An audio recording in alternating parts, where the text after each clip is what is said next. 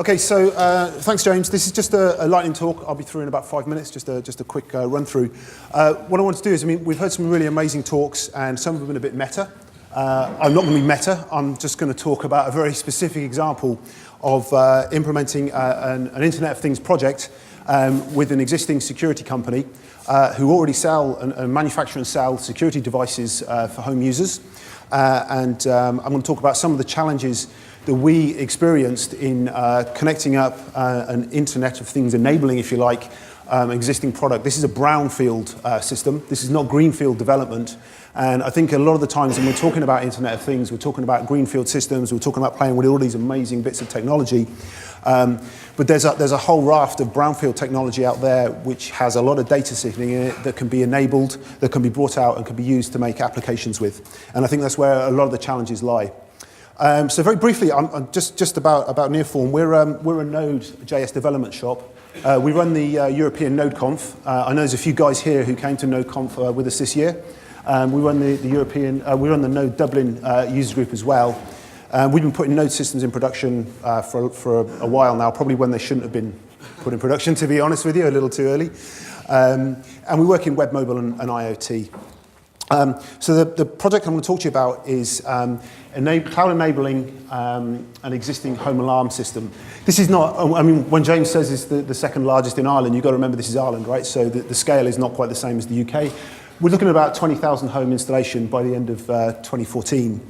And again, as I was saying, this is a brownfield installation. So this is a traditional embedded piece of hardware that has embedded code on it and hooking that up. How do you hook that up into the web stack?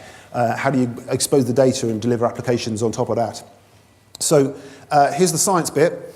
I guess the thing to point out on this is that everything to the right of the home alarm kit, so there's a home alarm kit installed in the system that speaks a custom protocol to the back end. Everything beyond that is standard cloud technologies that we understand and we know how to do. And that's one of the key things I think that we need to understand about Internet of Things is that there's a whole bunch of stuff here that's not new at all.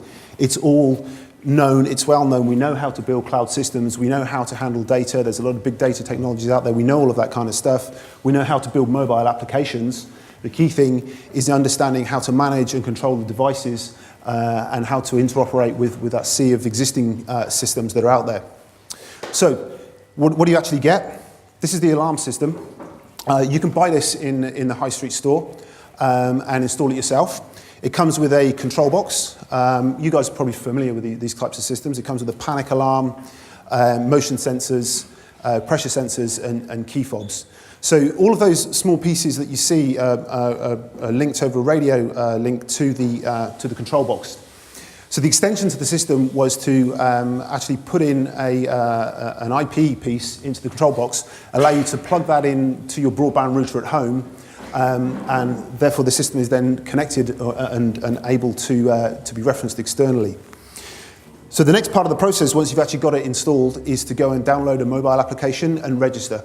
And there's a secure registration process that you have to go through to get the application up and running and connected to your home device. Once you have that done, what you have is something a little bit like this. This is the Android version of the application. There's an iOS version as well. And this allows you to control things like the zone settings within your house, to turn alarms on and off, and more importantly, monitor alarms and get alerts to your phone when an alarm has been triggered. Go back in and figure out what's happened and whether you need to actually take an action based on that. So as I said, this is a brownfield development project, and we learned a lot of lessons. And I just really wanted to call those lessons out to you guys here. These may be things you know already, but these are lessons that we learned during this project. So the first thing is that embedded development and the traditional embedded development skills that a lot of developers have is not IoT. There's a huge range of other things that need to be considered in an IoT project.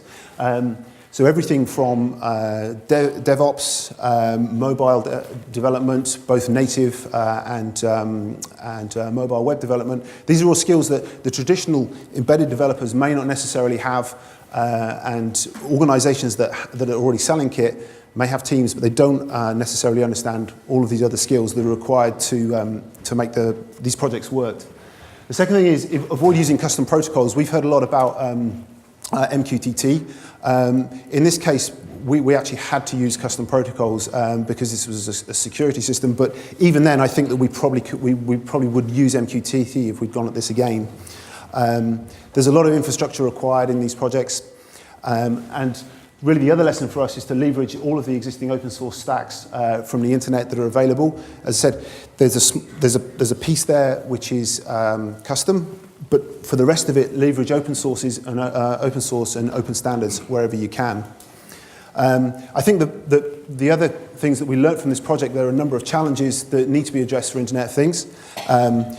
Brownfield systems are really a challenge. And how do you go about internet enabling all of these other devices that are out there that already have these silos of data within them?